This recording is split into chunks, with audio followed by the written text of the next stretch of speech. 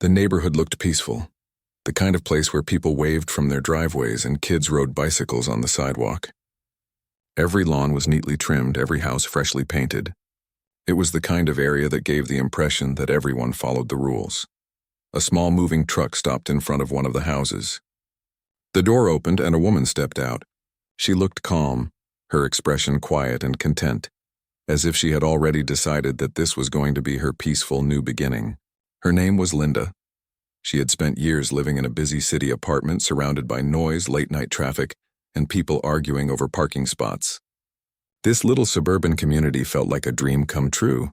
She wanted nothing more than to tend her garden, take morning walks, and maybe make a few friendly connections. Within a few days, her boxes were unpacked, her curtains hung, and her front porch looked warm and welcoming. She even planted a few flowers near her mailbox, pink tulips and yellow daisies. The colors made her small house stand out a little from the others, but she didn't think much about it. To her, it looked cheerful. The first few mornings went smoothly. She waved to neighbors while watering her plants, smiled at passing joggers, and offered a kind good morning to anyone who made eye contact. But soon she noticed something. Not everyone waved back. Some looked the other way. Some whispered. And one woman in particular seemed to watch her every move. That woman's name was Karen, the head of the Homeowners Association, the HOA. She was the kind of person who liked control. She believed it was her duty to make sure everyone followed the rules exactly as written. If a trash can was out a few minutes late, she knew. If a mailbox was painted the wrong shade of gray, she noticed. On Linda's third day in the neighborhood, a white envelope appeared in her mailbox. It was from the HOA. Inside was a short letter that said her flower colors were not approved according to community guidelines. Linda blinked at the paper, surprised. She hadn't realized there were rules about flowers. But instead of being upset, she smiled and said softly to herself, "That's all right. I'll look into it." She gently placed the letter on her kitchen counter and went about her day. The next morning, she decided to keep the flowers anyway, at least for now. They made her happy, and she didn't see how they hurt anyone. But a few hours later, while she was trimming the bushes, she noticed Karen walking toward her, clipboard in hand. "Good morning," Linda said kindly. Karen gave a tight smile. "Hello, I'm the HOA president. We have a few issues to discuss about your property." "Oh, really?" Linda said with polite curiosity. Karen looked around with a critical eye. "First, the flowers near your mailbox are not on the approved color list. Only white or blue are allowed. Second, your trash bin was left out past 9 a.m. yesterday, and lastly," she paused and squinted, "your driveway seems a bit dusty. You might want to sweep that more often. We like to keep the neighborhood tidy." Linda nodded, still calm. "Thank you for letting me know. I'll make sure to handle those things." Karen expected some kind of resistance. She liked when people argued. It gave her more reason to show authority. But Linda didn't argue. She just smiled and said thank you. That quiet politeness somehow annoyed Karen even more. The next week, another letter came, this time about her small wind chime being too noisy. Then another, about the unapproved color of her garden pots. Linda began to notice a pattern. It wasn't just about rules anymore. It felt personal. She still didn't complain. She'd seen people like this before, people who mistook kindness for weakness. So she kept doing her morning walks, greeting the neighbors, and living peacefully. But she couldn't help but notice that Karen's car seemed to slow down every time it passed her house.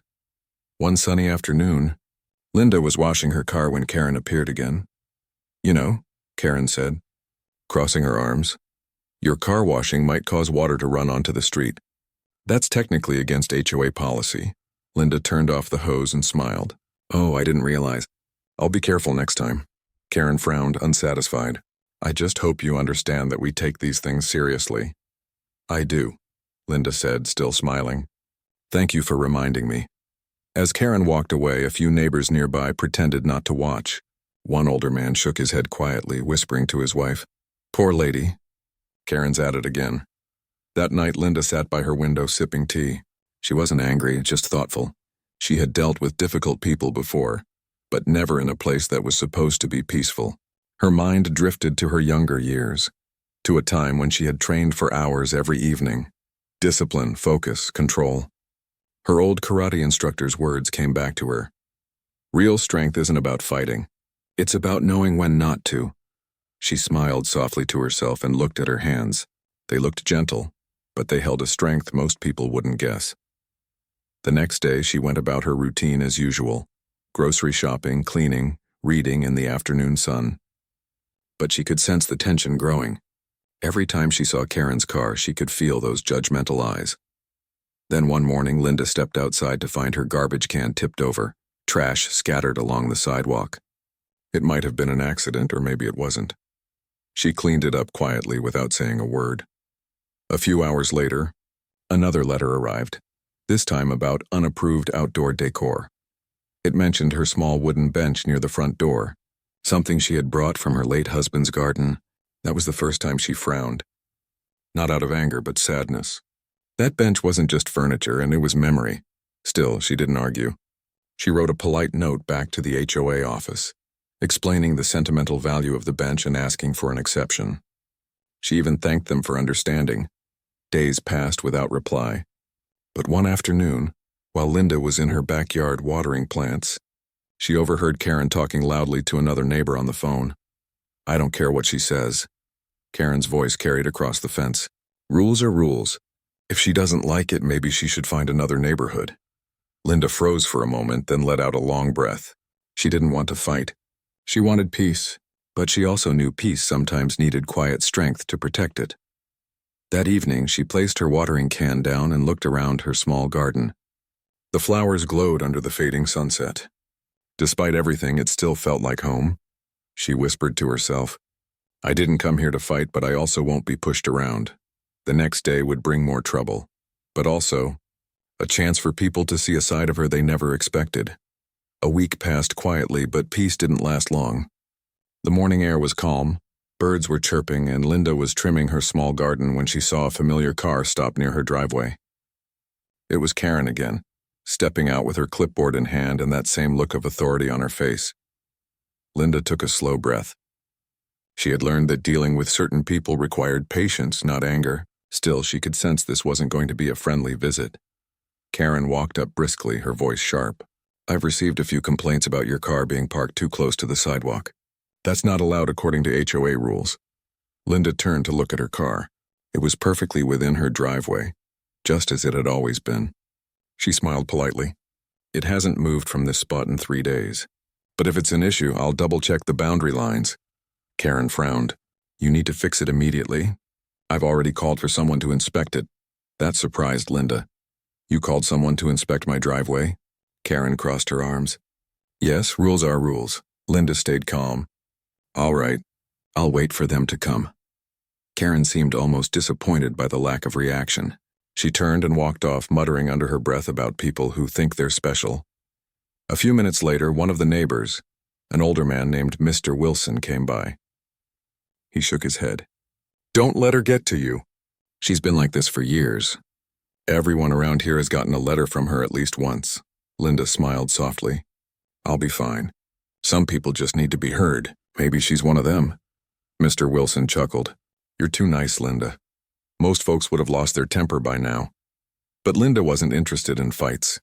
She had seen enough conflict in her younger days to last a lifetime. To her, patience was strength. Later that day, while Linda was inside preparing lunch, she heard the sound of a tow truck outside. She looked through her window and froze. The driver was backing up toward her car. She rushed outside, waving her hand. "Excuse me, what are you doing?" The driver looked uncomfortable. "Ma'am, I got a call from the HOA to tow this vehicle. They said it's parked in violation of community rules." Linda turned to see Karen standing on the sidewalk, phone in hand, watching like a supervisor. "You can't just tow someone's car without notice," Linda said firmly. Karen lifted her chin. "I sent a warning this morning." "I didn't receive anything," Linda replied calmly. "Please don't touch the car." The driver hesitated. He clearly didn't want to get in the middle of this. "Ma'am, if you say it's your property and you're within your boundary, I can't legally tow it. You might want to call the HOA office." Karen's face tightened. She's new here. She doesn't understand how we do things. Linda took a deep breath, keeping her voice steady. "I understand just fine. I also understand my rights. You don't need to worry about this anymore," she told the driver gently. The man nodded, grateful for an easy way out. "I'll cancel the call," he said, climbing back into his truck. As the tow truck drove away, Karen's cheeks flushed with frustration. "You think you're clever, don't you? Everyone here follows the rules and you'll do the same." Linda gave a calm smile. "I do follow the rules. I just don't think we need to twist them." For a moment, Karen had no words. She turned on her heel and stormed off, slamming her car door. The sound echoed down the street. The small crowd of neighbors who had gathered slowly drifted away, whispering to each other. Linda picked up her grocery bag from the ground. Some apples had rolled out during the commotion. She quietly placed them back in the bag and went inside without another word. That evening, the neighborhood group chat lit up. People started sharing what had happened. Some thought Karen went too far. Others were afraid to say anything against her because she had power in the HOA. But for the first time, people started seeing Linda differently. She wasn't just the quiet new neighbor. She was the one who stood her ground without raising her voice. Inside her home, Linda sat at her small kitchen table with a cup of tea. The window beside her was open, letting in the cool evening air. She looked peaceful, but her mind was active. She had dealt with tough situations before, much tougher than a neighborhood bully.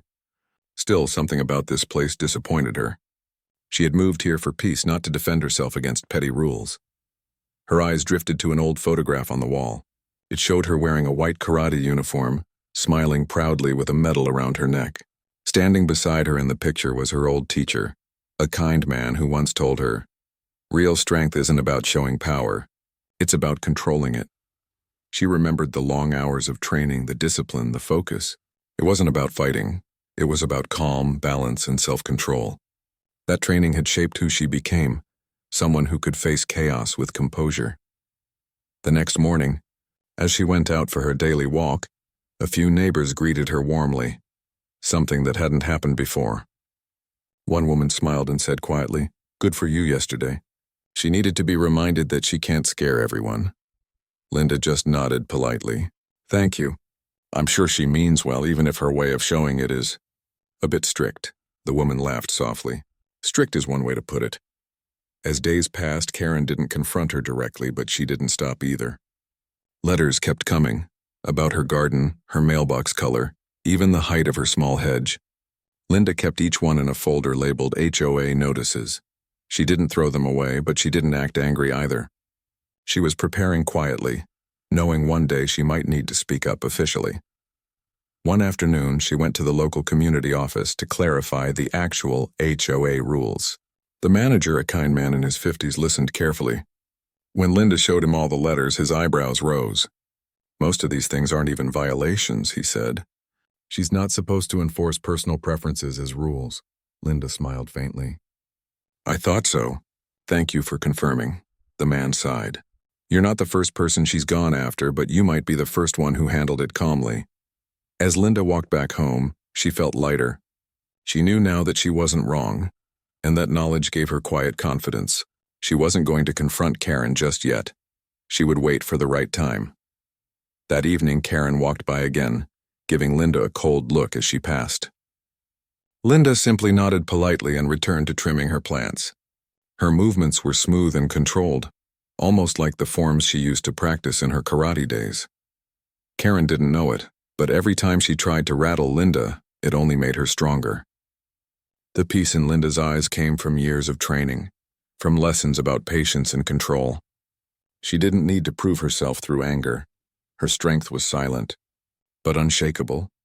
And though the battle with the HOA bully was far from over, the quiet woman was ready for whatever came next. A few weeks passed, and though Linda had stayed calm, the tension in the neighborhood had slowly grown thicker. The morning air didn't feel as peaceful anymore. Every time she stepped outside, she could feel eyes watching her from behind curtains. Some were sympathetic. Others were simply curious about what would happen next. Karen had gone quiet for a few days, which was unusual. It almost made Linda think maybe she had finally decided to leave her alone. But peace never lasted long when Karen was around. One Friday morning, Linda was returning home from the grocery store when she noticed a small crowd forming near her driveway. She frowned, unsure what was happening. As she got closer, her heart sank. The same tow truck driver from before was back, and once again her car was being hooked up. She walked quickly toward them, her voice calm but firm. Excuse me, what's going on this time? The driver looked uneasy. Ma'am, I got another call from the HOA. They said this car is parked in violation again. Before Linda could respond, Karen appeared from behind the group, holding a stack of papers. I told you before, she said sharply. You can't keep ignoring community rules. The HOA has the right to remove any vehicle that is in violation. Linda finished quietly. Yes, I remember. But as I told you before, it's parked within the driveway and you have no reason to tow it. Karen crossed her arms, her tone loud enough for everyone to hear. You always have an excuse. You think being polite makes you right. It doesn't. I'm tired of your attitude. The neighbors nearby fell silent, watching closely. Linda could see their faces, some shocked, some uncomfortable. She felt her heartbeat steady, not racing but calm. Years of martial arts training had taught her how to control her emotions even when someone tried to provoke her. Karen, she said softly, please stop this. You're upsetting everyone, including yourself. Karen scoffed. Don't talk to me like I'm the problem. You're the one breaking the rules. Then, in her frustration, Karen stepped forward and tried to snatch the grocery bag from Linda's hand, saying, You think you're special? Maybe I should show you how it feels to follow the rules for once. The bag slipped and apples rolled across the pavement. The sudden movement startled Linda for a second, but her reflexes were quick and calm, practiced, instinctive. She stepped back, her posture straight, her voice low but steady. Don't touch my things again. Karen blinked, surprised by the sudden firmness in Linda's tone. It wasn't loud or threatening, and it was just controlled. The kind of tone that made people stop and listen. What did you say? Karen demanded. I said, don't touch my things again. Linda repeated, still calm. For a moment, neither moved. The tow truck driver shifted uncomfortably, clearly wishing he could disappear. Then Karen, in her fluster, turned sharply and knocked over a large ceramic planter near the curb. The crash was loud, and the sight of broken pieces scattered across the pavement drew gasps from the neighbors. Karen lost her balance and fell backward onto the grass. It wasn't a hard fall, but enough to make her cheeks turn red with embarrassment. Linda instinctively reached out a hand to help her up. Are you all right? She asked sincerely, but Karen slapped her hand away and shouted, Don't touch me. Everyone nearby froze. The neighborhood had never seen anything like this before. Karen, the woman who always controlled every meeting and rule, was sitting in the grass while the quiet new lady stood calmly beside her. Linda sighed softly, gathered her groceries, and began picking up the fallen apples one by one. Not a single word came out of her mouth after that. Her silence spoke louder than any argument could. Karen scrambled to her feet, brushed off her clothes, and glared at the neighbors who were watching. There's nothing to see. Go back inside, she snapped. But her voice cracked slightly and her face was pale. Linda walked back to her house without another glance. She didn't slam her door or make a scene. She simply went inside, closed the door quietly, and placed her groceries on the kitchen counter. For the next few hours, the entire street buzzed with whispers. Neighbors who had stayed quiet before were suddenly talking to each other, shaking their heads. Some even knocked on Linda's door later that evening to check on her. One woman said kindly, We saw what happened. That wasn't right. You didn't do anything wrong. Linda smiled gently. Thank you. I'm fine. I just hope things calm down from now on. The woman nodded, looking relieved. You handled it better than anyone else would have. After everyone left, Linda sat in her living room, the soft evening light filling the space. On the shelf across the room, an old wooden box caught her eye. She stood up and opened it carefully. Inside were her karate belts neatly folded, white, yellow, blue, brown, and finally black. They were old but still well kept, each one a reminder of discipline and growth.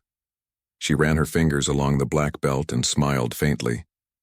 Most people thought karate was all about fighting, but to her it had always been about balance. Her teacher used to say, The greatest victory is the one that doesn't need to be fought. She placed the belt back in the box and closed it gently. She hoped Karen would stop after this, but deep down she knew people like her rarely learned quickly. The next morning, the neighborhood felt strangely quiet. When Linda went out for her walk, a few people waved from their driveways. People who hadn't even looked her way before. Some smiled, some gave a small nod of respect. As she walked past the house where the broken planter had been, she noticed it was gone.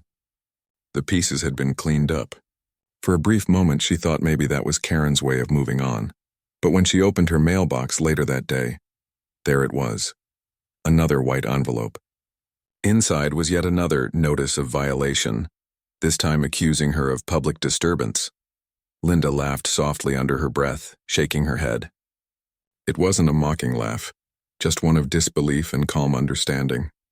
"She still hasn't learned," she murmured. She folded the letter neatly and placed it in her growing folder of HOA documents. Then she looked out the window toward the street, where children were playing and neighbors were talking. The world kept moving. She wasn't angry. She wasn't scared. She was simply ready. Whatever happened next, she would face it with the same quiet strength she always had. What she didn't know was that the next step Karen planned, a public confrontation, would finally reveal who Linda truly was. And when that day came, everyone in the neighborhood would see the strength behind the quiet smile they had all overlooked for so long. The days after the confrontation were quiet, but not peaceful. Everyone in the neighborhood could feel the tension. Whenever Karen's car passed by, curtains moved slightly and whispers followed her down the street. She acted like nothing had happened, but her pride was clearly bruised. Linda, on the other hand, carried on with her calm routine. She watered her plants, took morning walks, and greeted people with a smile. But something subtle had changed. The neighbors who once avoided her now smiled back, even waved. Some even stopped for a short chat. One afternoon, an elderly couple named the Wilsons invited her for tea. Their home was filled with the smell of freshly baked cookies and the sound of soft classical music. As they sat on the porch, Mrs. Wilson said quietly, "You handled everything with such grace, dear." "I've never seen anyone stand up to her like that." Linda smiled. "I don't like arguments. I just think everyone deserves peace." Mr. Wilson chuckled. "Well, you've got more patience than anyone I know. If she had done that to me, I would have lost my temper in a minute." Linda looked down at her tea, her voice soft. Anger never solves much. When people shout, they stop listening. "I've learned to choose silence instead." Mrs. Wilson leaned forward, curious. "You talk like someone who's been through a lot." Linda smiled faintly. "I have, but life teaches you when to fight and when to stay still." The couple didn't press further, but they exchanged a knowing look. There was something about Linda, something calm but strong, that made people feel safe around her. Later that evening, after returning home, Linda began tidying her living room. As she reached for a book on her shelf, an old framed picture fell and landed face down on the carpet. She picked it up and turned it over.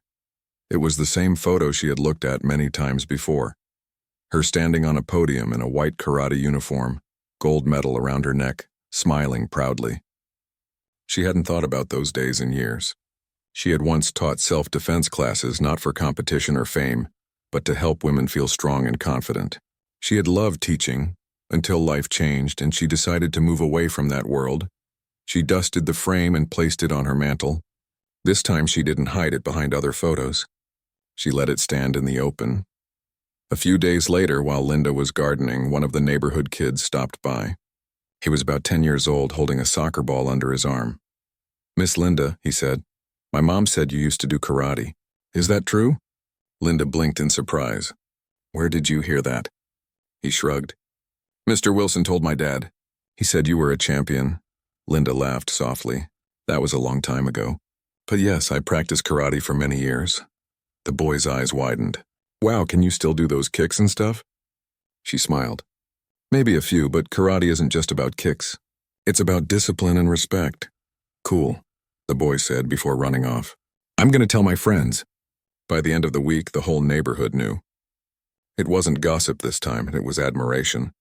People who once saw Linda as just a quiet newcomer now looked at her with respect, but one person didn't take it well. Karen, she overheard a group of neighbors talking about Linda's past while walking her dog. The words hit her like a slap. A black belt? A champion? She couldn't believe it. The woman she had tried to intimidate had been stronger than her all along. That evening, Karen sat at her dining table fuming. She hated losing control, and she felt the neighborhood slipping away from her authority. She decided to take things further. She would call a community meeting and set things straight. 2 days later, a notice was sent to every house. Mandatory HOA meeting. Attendance required. When Linda saw the paper on her door, she knew exactly what it meant. She folded it neatly and placed it on her kitchen counter. She had no intention of starting a fight, but she also wouldn't hide from one. The night of the meeting arrived. The community hall was full. Every seat was taken and people stood in the back whispering quietly. Karen stood at the front, papers spread across the table, her expression confident but cold. When Linda walked in, a few people smiled at her supportively. She nodded back and took a seat near the middle of the room. Karen started the meeting with her usual sharp tone. "We are here to address a continuing issue with one of our residents who refuses to follow HOA rules. It's important we maintain order in our community." Murmurs spread through the room. Some rolled their eyes. Others sighed. Karen continued, waving a few papers. "Multiple reports have been filed against one homeowner who believes she's above the rules. This behavior sets a bad example." Linda stayed silent. She didn't even flinch. After a moment, a voice rose from the back. "Karen, are you talking about Linda again?" Karen's expression tightened. "I'm talking about fairness. Everyone must follow the same standards." Another neighbor stood. "We've seen how you've treated her. You've gone too far. She's done nothing wrong." Someone else added, "She's the most respectful person here. Maybe it's time the HOA stopped using power like a weapon." Karen looked around, realizing she was losing control of the room. Her voice got louder. "You people don't understand. Rules keep this place beautiful. Without me, it would fall apart." Linda finally stood up. Her voice was calm, but it carried through the room clearly. "Karen, may I speak?" The crowd quieted instantly. Karen hesitated, then gave a stiff nod. "Fine, go ahead." Linda stepped to the front. "I moved here for peace. I love this neighborhood, and I've tried to follow every rule I can. But what I've learned is that peace doesn't come from rules. It comes from respect." She turned to face the crowd. "I don't want to fight with anyone. I just want to live like everyone else and with kindness and understanding." Her words were simple, but her tone was steady and full of quiet strength. The room felt still. Someone in the crowd spoke up softly. "She's right." And then another voice added, "Enough is enough. We're tired of the bullying." Karen's face turned red. She slammed her papers on the table. "You all think she's perfect, but she's been breaking rules from the start." Linda looked at her calmly. "If I made mistakes, I'll correct them. But I won't accept being treated unfairly." Her composure, her grace, and her strength without anger left everyone silent. For the first time, Karen looked small. The meeting ended with neighbors clapping for Linda. Some even thanked her afterward. Karen left the hall quickly, avoiding everyone's eyes. As Linda walked home under the streetlights, she felt lighter than she had in months. The truth about her strength had come out. Not just the karate, but the calmness that came from it. She knew it wasn't over yet, but she also knew that she no longer had to prove anything to anyone. The neighborhood finally saw her for who she really was. Not a quiet newcomer, but a woman of quiet power. The next morning, the neighborhood felt different. The sun was shining brighter, the air lighter, as if some invisible tension had finally lifted. People who had been quiet for months now greeted each other with smiles. The sound of laughter echoed from porches and front yards again. Linda was sitting on her front porch, sipping tea and enjoying the morning breeze. For the first time since she moved there, she felt like she truly belonged. Several neighbors waved at her as they passed by. Even kids called out, "Good morning, Miss Linda," as they rode their bikes down the street. She smiled and waved back. It wasn't about attention. It was about peace. Something she had worked hard to earn without raising her voice or losing her calm. A few minutes later, she noticed someone walking slowly toward her house. It was Karen. She wasn't carrying her clipboard this time, and her shoulders weren't as stiff. She looked tired, like someone who hadn't slept well. Linda put her teacup down and stood up, unsure of what to expect. Karen stopped near the porch and cleared her throat. "Can we talk?" Linda nodded gently. "Of course." Karen hesitated for a moment, then stepped closer. "I wanted to say, I may have gone too far." Her voice was softer than usual. "I thought I was doing what was best for the neighborhood, but maybe I wasn't seeing things clearly." Linda listened quietly. Karen sighed. "I didn't know much about you when you moved here, and I I suppose I judged you too quickly. There was a long pause before she added, the meeting last night, I wasn't expecting everyone to defend you like that. It made me realize I haven't been very fair. Linda nodded slowly. It takes courage to admit that, Karen, thank you. Karen looked down, fiddling with her hands. I don't know how to fix things, but I'd like to try. Maybe we could start over. For a few seconds, Linda just looked at her, not with anger or pity, but understanding. We can always start over, she said softly. I believe people can change if they truly want to. Karen exhaled, relieved. Thank you, she said quietly. And I'm sorry for how I treated you. Linda smiled.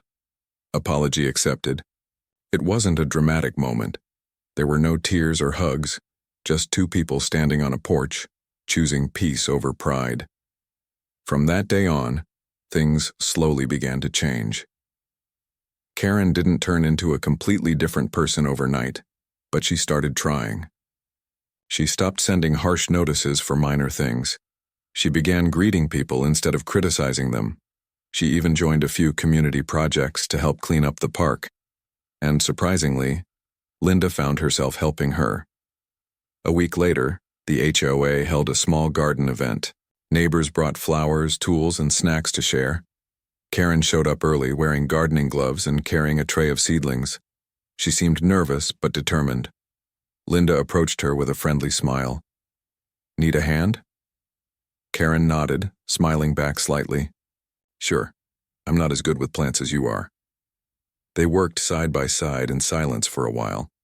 Birds chirped above them, and the soft smell of soil filled the air.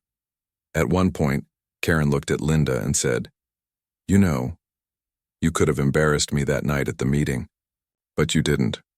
You spoke with kindness. Linda smiled faintly. I don't believe in humiliating people. Strength isn't about making others feel small. It's about lifting them up. Karen nodded thoughtfully. I think I understand that now. By the end of the day, the garden looked beautiful. Bright flowers lined the walkway and neighbors chatted happily under the trees. Someone even brought a radio, and cheerful music played softly in the background. As Linda looked around, she felt grateful. It wasn't just about winning against someone. It was about turning conflict into understanding. She had always believed that patience could change hearts, and now she was seeing it happen before her eyes. That evening, as she walked home, a few of the kids ran up to her. Miss Linda, are you really a karate master? One of them asked eagerly. Linda laughed. Master is a big word. Let's just say I learned how to defend myself. The boy grinned. Can you teach us sometime? She smiled. Maybe, but first you need to promise something. They looked up at her curiously. Promise what? That you'll never use what you learned to hurt anyone, she said gently. Karate isn't about fighting. It's about protecting and staying calm. The kids nodded seriously. We promise. Linda laughed and waved them off. All right then, maybe next weekend. As the kids ran off, she watched them disappear down the street and felt a quiet warmth in her heart. She didn't just want to teach them moves. She wanted to teach them balance, respect, and peace.